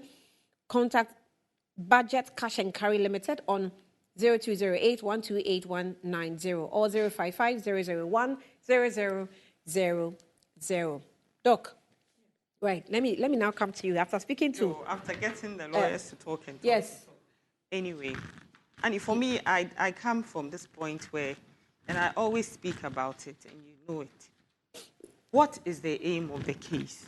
And Beatrice kept saying that why is the AG referring to it as the Republic, like in his... But I thought that the case was the Republic versus, and that the Attorney General is mandated to represent the Republic. Yeah. So he can't say I or you. He has to refer to it as Republic. Exactly. So I don't understand what this case then is becoming the Attorney General's case. And I think it's an Oh, okay, attempted that's how you see it now. Exactly. It's becoming an attempted assassination of character. Right. Is it the So- Attorney General who is under trial? Is it, I keep So it trying is the to reason think, why and it's I unfortunate. was in a banter with her on if the Attorney General is representing the state, everything he does It's representative representing of the state because and I think it's that, in that by direct. law. Yeah, okay. Exactly. So I wanted to clarify that. So if in his statement he goes and says the Republic has never required, he is mandated to write as such. It is his right, and that's what he's there for. So don't say that he doesn't have to keep saying the Republic. That is what, and it's unfortunate, Beatrice. I would really beg that in some of these discussions, don't let political judgment reduce you to calling people that he has to be heading a choba and not Ghana Bat. He's your learned colleague. You can't go ahead and do such things. I think we should be careful. Senior at the bar, actually. Senior at the bar. Yeah, You he's my can't senior at the bar. exactly. No- So you no shouldn't two ways you about it. you shouldn't refer to My people very in such terms. unethical Let's senior. be very no, whether unethical or not, that's beside the point. But don't use things like choba and what. I think that is very derogatory, and you are assassinating the person's character, personality. We should desist from such. This is supposed to be an analytical discussion. Yes, you come from a legal point of view, and I was listening and picking up a lot of information. But you see, you detract when you use such words and refer to things and go all the way about. No, I think we should try our best to be very, very concise and a little bit more, diplomatic when we are talking about such things. Are we calling for public sentiment to get involved in the law process? Is this where we've gotten to? The aim of the case is still there. The Attorney General, that is the prosecution, says we have closed our case. Why doesn't the defense open their case? If you want to pull all of this evidence and information into your defense, open your case and let's listen. But suddenly, we are now capitalizing. The media story is now being more about the negotiation. We are now becoming the judge and the jury even before the case is actually, And I worry about such things because I think that the sanctity of our judiciary and the processes and the belief by which we all then have that if you take a case to court, this would be the procedural, we tend to then damage and dent it when we throw all of this out in the public and we allow the discourse. So when my learned friend, he's not my learned friend, learned colleague means a lawyer, but I also assume that we are all learned, yes. So when Wilberforce was speaking, I listened aptly. There is no issue, just like he said. There's no mistake. There's a law that allows for plea bargaining, as he said. And as he said, it is a continued thing. There's no law that says that you cannot do it at this time or you cannot do it at that time. In fact, by what he's saying then is it can even go on until the very day judgment is given. And in a very logical situation, why would I'm not that sure not if happen? that was, I'm not sure if that was the analysis? lawyer's Wilberforce's position. But I've also listened. No space, But I've also listened to senior lawyers who have also clarified that plea bargaining has a period and it ends within 30 days. After 30 days, when you submit your letter, that's Right. what I heard. So you submit your letter, and within 30 days, if the It AJ expires. hasn't responded, it expires. But we look here, we see 4 different letters were submitted. So at each point in time, it means a thing just kept renewing. in a cycle. Now, what I think I keenly listened to most was the fact that the invitation between him and the Mr. Richard Jakwa to even have a conversation Was initiated by was Mr. initiated not by him, whether it was by Mr. Richard Jakwa, we don't know, but by a relative of Mr. Richard Jakwa. And today, all of this is out there in the public.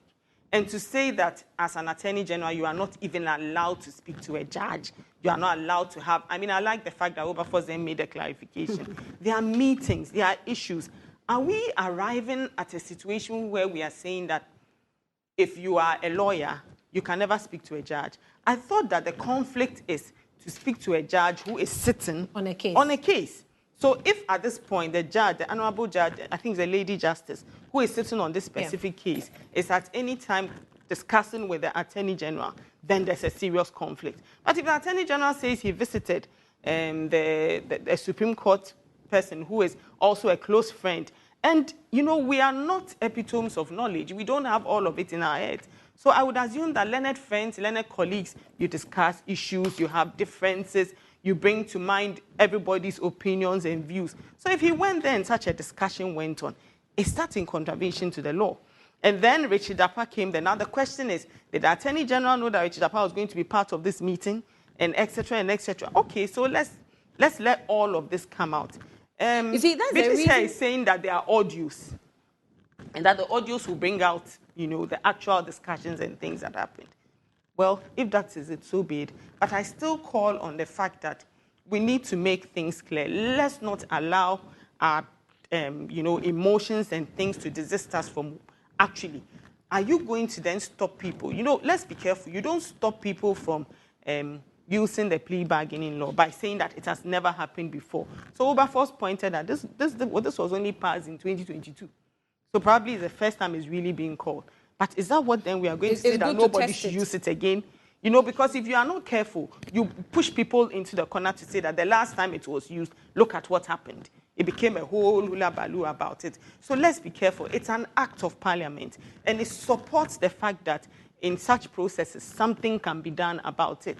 And I think we should be careful how when we are implementing such laws, we allow public sentiment and media to come into it and mar the process or the beauty or the reason for which I'm sure the propagators of this law did not just get up and say that. Answered some of the questions in a way I thought that, okay, maybe that's your opinion or interpretation on what the law says, but it also further on might need some Supreme Court interpretations, I think. If that should happen, I'm not because different parties seem to be having the use of the law.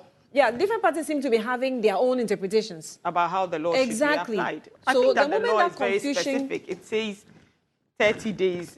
When he read the act, I didn't find any lacuna or issues with it. But the implementation process, I think, is just being taken out of context and out of hand because media has come in. And then, the emotions of the third accused, you were speaking about it.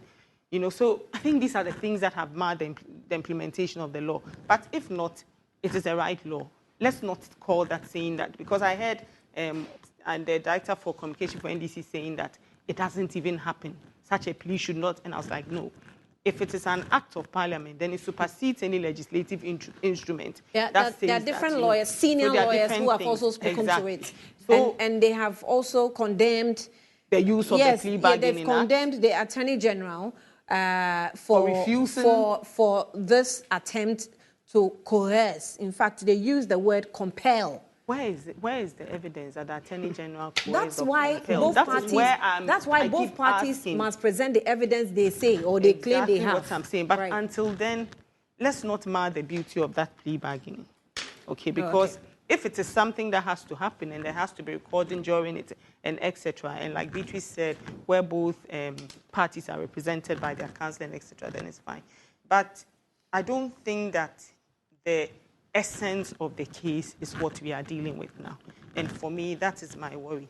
A ministry actually responds to a request that it does not have adequate funds to honor a contract. And another ministry goes ahead. And I think those are the issues that I have read the case and I'm thinking, how did that happen? And behind all of this is the fact that the Attorney General is mandated to make sure that they can save the state from misuse of public funds and recover. So I looked at some of the plea bargain letters that was given by the party who was actually not part of the case, but says that, look, and I heard some discussion that said that, is it Blue Sea? They said, we don't want our reputation to be damaged. So if this thing is going to come where at a point they will just give you back your money. If the Attorney General wants to negotiate that part, is that not recovering the money? Than to wait and go to court and put all the people into jail and eventually you don't even get, how this thing becomes. It's either a civil or a criminal, and then eventually the money has to be paid back. It's about the state needing its money or getting back its money. So for me, even if that Attorney General then said, okay, we'll enter into a bargaining and see how we can recover, because now this is where we've gotten to, is that also against the law? So those are the questions that have been going on in my mind. But I think behind all of this, we should stop the character assassination. We should stop the derogatory remarks. We should stop punching holes and creating a space or an issue or a precedence where we actually now destroy our own state institutions. vis-a-vis what I'm talking about, the judiciary, executive, legislature. For me, I think those are places where, at the end of the day, we all go to. And Beatrice, here, you are a member of a very respected association, legal association. You cannot be calling your own colleagues by such names and calling them out. And you would have listened to how Wilberforce spoke. He spoke without any derogatory mark to any of his colleagues. And I think we should uphold the sanctity of that. It's very important for me. Okay, so Annie, I Yeah, think quickly, that 2 minutes. I think that first of all, it's important to say that nobody has engaged in any character assassination. We are talking about a man who, through his spokesperson, has confessed to engaging in an unethical thing in breach of the laws that govern lawyers. So when you repeat what Godfred Dame himself was not so concerned about his character when he sought to meet the accused person unrepresented, or he met the accused person, sought to meet is a lawyer's expression. When your Supreme Court judge calls you, you say you won't That's go. not how it works. We all know Supreme Court judges, because this case has the potential of ending up on appeal. So if the case ends up on appeal, and then Are the you Supreme calling Court judgment already to No, end up on appeal? How do you know? however Beatrice? a case You see, goes, see, and that's what I'm listen talking about. to me I'm not in carefully. law, said but the I don't case think has that the part about it is potential. right. How do you Has the understand that? potential. Yes. When you say something has the potential, then it means you have enough. Dr. Annette, Do you understand what I'm saying? when you were Okay, I get your speaking, point. Anything that when has you the were I get your point. potential. But you're a lawyer, so Wait. you know your limitations. Doc, when you were speaking, No, you I are a listened to lawyer, you. so it means you have You more were not a information lawyer. than I am. You peddled a lot of miscommunication and No, this was misunderstanding. not peddling miscommunication. You and demonstrated that you did not understand the gravity of the matter at hand. I did not interject. The point I wanted to Please. make. in So fact, this when- is coming no, from a lawyer. no, She said it has the potential. The point I wanted to make is the testimony that was given by Richard Jakpa, in fact, can go either way. If the judges sitting on the case will decide on what to do, in fact, depending on how they go into it, they will want to get to the bottom of it, because the other party is also making it look as though, oh, you are trying to create a fictitious story just to jail the first accused. And let me have my time. And that's what the So case who are they you want to asking the make. question? That's the case they want to make. That's why the media is going this way, because it borders really on the substantive. Every case in court, the moment it's filed, has the potential to end up on appeal. From the High Court to the Court of Appeal to the Supreme Court, every case, because at the end of the day, there will be a victor and there will be a vanquished. And sometimes you even win a case, but you still decide to appeal because you think that though you have won, what you want is not what you got. The entitlement is too small. So every case has a potential to end on appeal. So if you're a Supreme Court judge and the matter is at the High Court, and you, the Attorney General, who should be deemed to know the law, invites this accused unrepresented and the meeting is held, and then the matter ends up on appeal. He said he was rather invited. Whether invited or he's the invitee or inviter, it matters not. There was a meeting. If this matter ends up at the Supreme Court, is the Attorney General trying to tell us that he knows what the panel will be, for which reason the Supreme Court judge will not be on the matter? For which reason I need to speak to a Supreme Court judge because the matter is at the High Court? I think they should spare us those childish legal arguments. Let me come to the Wilberforce case. Wilberforce says that plea bargain is a new law. And I wish he was on the line because Wilberforce is my mate. He's watching you. You see, plea bargain is a new law, but the application of law has always, the Act 29 we use, was passed as far back as 1960, before Wilberforce was born. Were we not applying the law? Before I was born. Before you were born. I said before we were born. Yes, before we were born. Are we not applying the law? Plea bargain is an amendment to the Criminal Act. There is a reason why when you are engaged in the plea bargain, contrary to what Wilberforce is claiming, one, the Attorney General or the prosecutor cannot engage you outside your lawyer when you are represented. That is not the provision of the law. And I don't think that he will admit, maybe his boss is drowning and sinking, so let me say something to save him. But he knows that he cannot make this argument anywhere except on TV. That is why when Mr. Jakpa said this, the Attorney General did not object. Let me show you what the position of the law is on. But you heard Wilberforce when I asked him why he didn't object. He said he will have his time to cross-examine. Okay. That is different. In the case of Aye versus Kpakpo, Aye and Kpakpo versus Idrusu, 2010 Supreme Court of Ghana Law Report 819, it was held in applying the NRCD 323, which is the Evidence Act, Section 6, that a party should object to evidence at the time it is offered. If a party looked on and allowed inadmissible evidence to pass without objecting, it would form part of the court record, and the trial judge will be entitled to consider it in evaluating the evidence on record for what it is worth. It is the case now. Which is the case now. There is no objection on record. The Attorney General in cross-examination can decide even not to ask Mr. Jakpa anything on this matter. But we're yet to see. Yes. So he did not object to it. It is on record. So let me also make the point that it is false for any lawyer, including Wilberforce, to say that you can be engaged in a plea bargain till the time of judgment. That is, my goodness, no lawyer will interpret the law. And call Wilberforce back.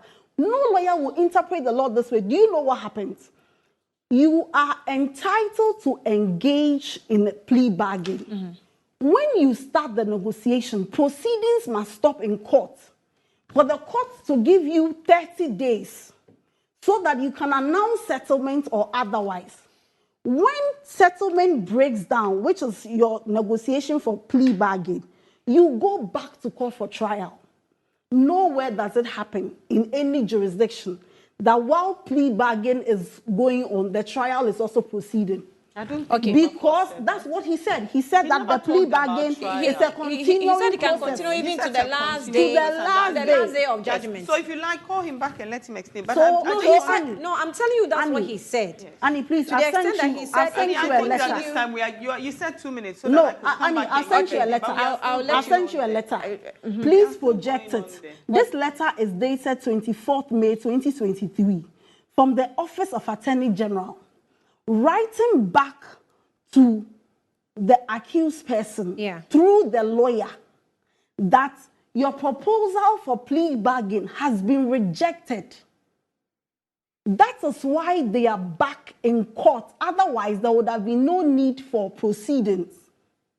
So let nobody come and create the impression that plea bargain is a continuing process, and so at any time before judgment, when you, the Attorney General, have written to the people that I have rejected the terms or the proposal, are we children? Okay. Let me. That said, what? Doc, I'll give you just some minutes. Let me just go through these messages and then I'll give you the last word. So this one says, "Good morning, Annie. Some lawyers know the law and some also know justices." said by Actually, Carlos. that's very true for what is happening. Carlos, thank you for the message. This also says that, "Hi, Annie, what's the finance minister talking about? The total debt." Well, okay, I didn't touch on this. I didn't have a lot of time, but let me Annie, read I'm not this. done. We are reading Jifa, your messages. Jifa says that, can Wilberforce confirm that not done. Dame is on his way to the United States aboard a Delta airline? Okay, Jifa, I think this one you have to check it out yourself. Wilberforce is already gone. So, journalist Ato sent me a press release of the Attorney General and Minister of Justice. It says that response public versus Ato Forson and two others false allegations by third accused person against the Attorney General. Okay, this is a statement that was released on I want to see Oh, the let me dates, finish. but Doc, please, just Annie, just so that you can have just a your few time. minutes. Let me read. I'll let you speak. So so letters Musa, have some dates that you should have taken because I was looking at I was just also looking at the dates. letters and I'm thinking Okay, that so Musa Batwa says that Annie, the explanation by the AG spokesperson is not adding up. From his account, the meeting took place, but it was a plot by Richard Jakpa to entrap AG. Richard Jakpa also saying it was rather AG who is pleasuring him to make false accusations against Ato Forsen. In order to establish the facts, an independent probe should be constituted to get to the bottom of the matter, because the AG's reputation has been marred internationally. In all honesty, I trust Godfred Dame because he's too. I don't trust Godfred Dame because he's too political. You say Musa sent that in, and I think the courts may or should, if they are not, be monitoring the media. Because it looks like both parties are all making accusations and throwing accusations against each other. And that will be, oh, no, Beatrice. Musa says that plea bargaining is lawful, i.e., it is provided by the law. And so if Jakpa tried to take advantage of it, there is nothing wrong with it. But what is unlawful is shameful and shameful. It's for the AG to try to force an accused to falsify evidence in order to implicate Ato Forsen. The AG must resign, and he is not fit for that office.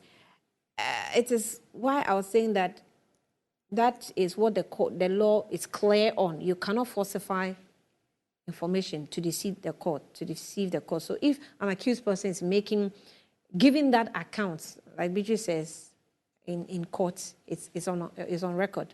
Good morning, Annie. Mr. Dame has nothing to defend on this case. He should just back off. Ishmael Horia centered in for Mystic in Soma Adreji says, good morning. And instead of Godfred Dame to prosecute his corrupt MPP members as well, he's busy persecuting his political opponents by abusing his prosecutorial powers. Anyhow, Mr. Dame should know that if you go and sleep with an itching, Charlie, by you wake up with I can't read it. That's very hard. you read it because you let me finish. No, I'll let you finish. Good morning. What I'm going to tell you will change and solid discussion. My regards to Beatrice and a very special one to my landlady, Dr. Antoinette. She's very happy to be paired with Beatrice on the show. Great brains. Annie, she's the best landlady. Hey!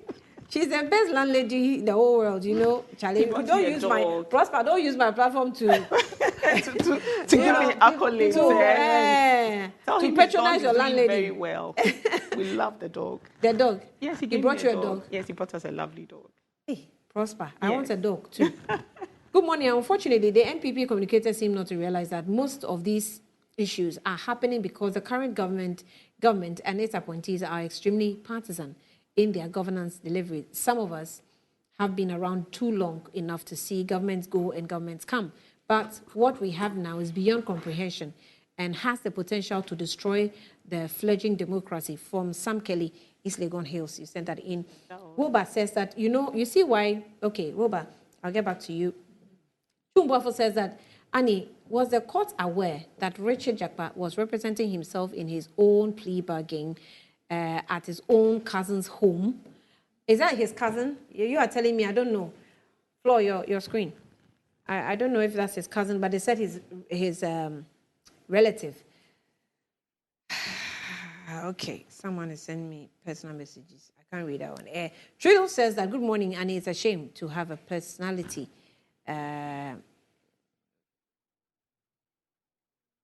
Triddles, I don't want to attack any personality, so I'll read it. Okay. Oh, let me just 1 minute. Okay, let Doc finish. Yeah. 1 yes, minute. I'll let you have the last word. Okay, so I think that when Beatrice was speaking, she said that there was a letter that came from the Attorney General's office refusing, and that letter was dated May, I think it was. But I also realized that even after that, on 12th June, another plea bargain letter was sent. Yes. And was sent from who to who? It was sent from, I see Thomas Urban Law Consult. And it says again, dear sir, we proposal from Big C. We refer to your previous correspondence on the subject, including that's your letter dated. The third that's accused. the counsel for the third accused. That says, including your letter dated 8th June. So we are not even privy to the letter that came from, I haven't seen that in the public space, that came from the Attorney General 8th June, and then the letter now from Thomas Obin 12th June. So it means that the correspondence was still ongoing. plea bargain So, correspondence. exactly. So as she's saying now that the Attorney General responded on the 12th of May and therefore refused plea bargaining option and that ended it. I don't think that is, or 24th of May. I think the last letter is 23rd of May. That's what I see here. But I think that generally we shouldn't also preempt because more is likely, there's even more. What we see now is that there was a letter dated 8th of June to which Thomas Obinlock representing now responded to on the 12th of June. What happened after that? Was there, a feedback letter and etc.? So I think when some of these things come again, we may even see more about the case than we are doing. And yes, I do believe that when a case is in court, there are all sorts of woven angles and etc. that come into it. But I also want to say that though not totally from a law background, I do know that there's something that the lawyers called, is it extraneous, what do you call it? Extraneous matters. Okay, and that what Jakpa filed was a witness statement, which in his testimony before court becomes an extraneous matter. Is this relevant? Does it come into all of, all what does it call? What does it say? Read it again. It says that when what Jakpa filed, he filed a witness statement, okay, and that is his testimony before court. And that in court we have something, or through a legal process, you have something called extraneous matters. Okay. Now I also know that by law, when there's a case in court, there are all sorts of woven angles that come into it. Exactly. So at this point where this issue on the plea bargaining, and because it looks like now we are judging the plea bargaining process. This because is what the discussion during the actually is. cross-examination, Because we are talking about during the the fact that cross-examination, the plea bargaining process happened well. It was counsel. Was someone it was forced counsel, to say something? So it was counsel Eduji that was cross-examining the third accused. Then he asked the question about what did he even ask the question about? A question about LCs. Yes, the LCs. Then the AG came in. That's the reason why I was asking Wilberforce, what's wrong with another counsel coming in if one counsel is doing cross-examination?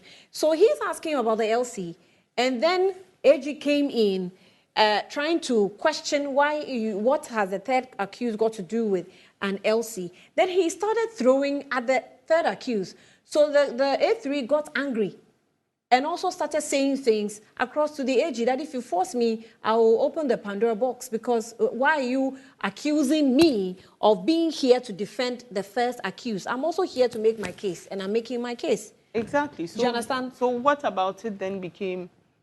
What about it is the accusation. The third accused getting angry about the accusation from the that AG? you're leveling, you say I'm here to defend the first accused. I'm not here to defend the first accused. I'm here to make my case. And that's what I'm asking you, that part of it is called That's not extraneous matters.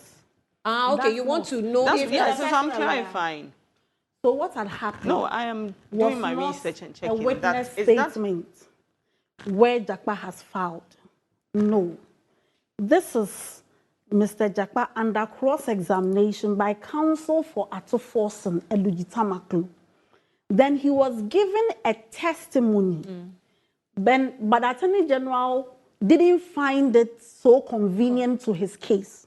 And it is his right to object in law. Yeah. So he stood up and objected to the question. Then there was a back and forth. So my lady asked him to resume his seat because 3 days ago he had caused what my lady described as a third world war.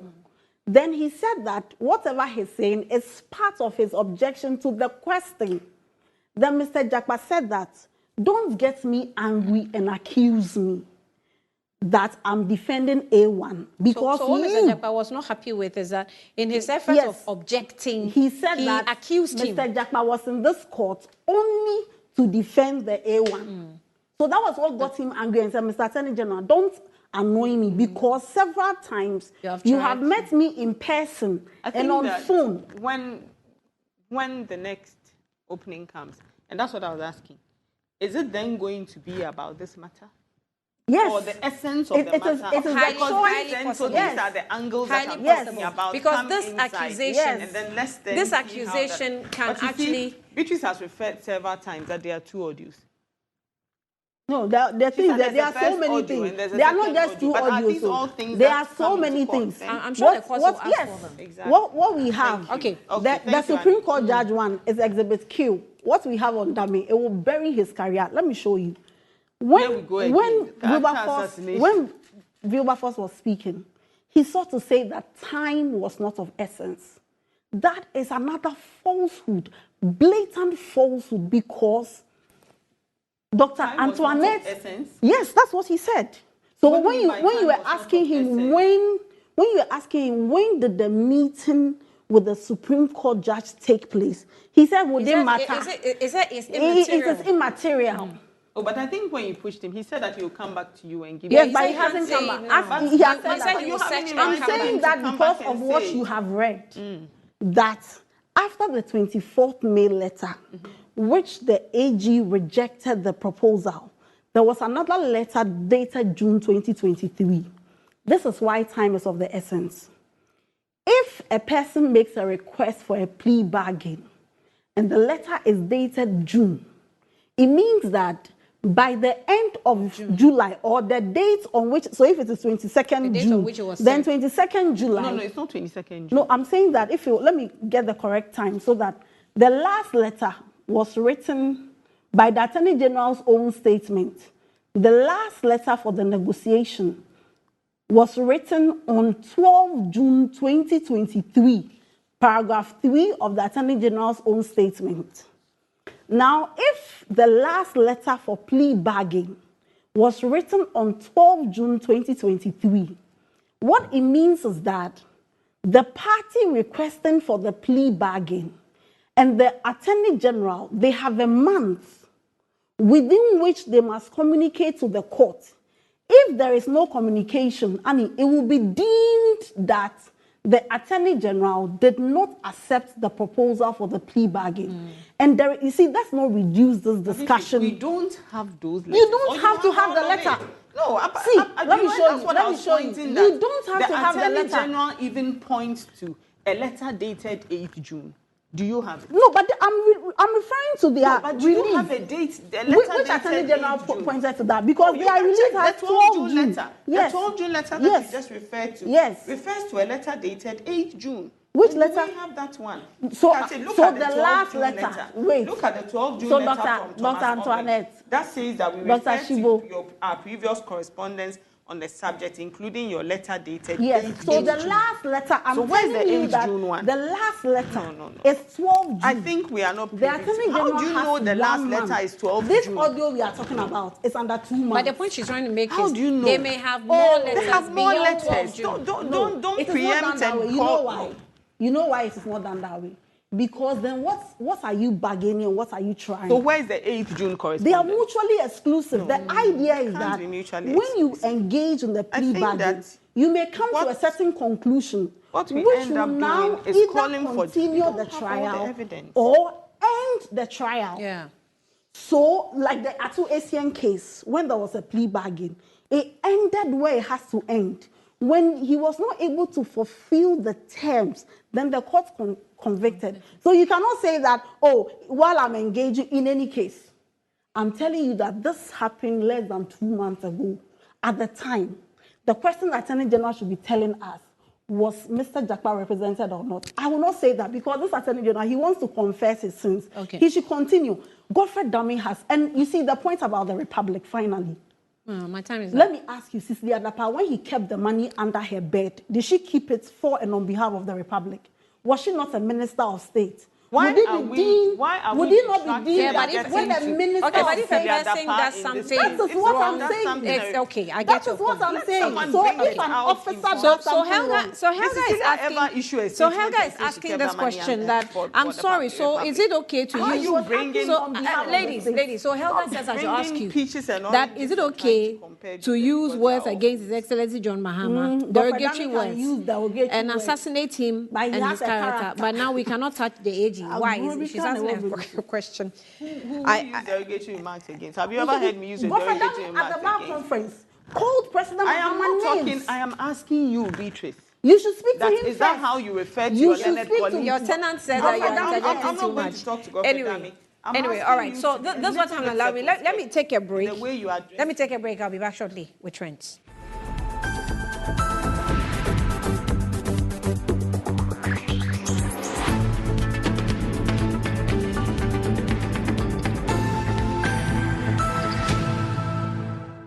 Welcome back. So it's a Monday. Yes. The Monday lady is here.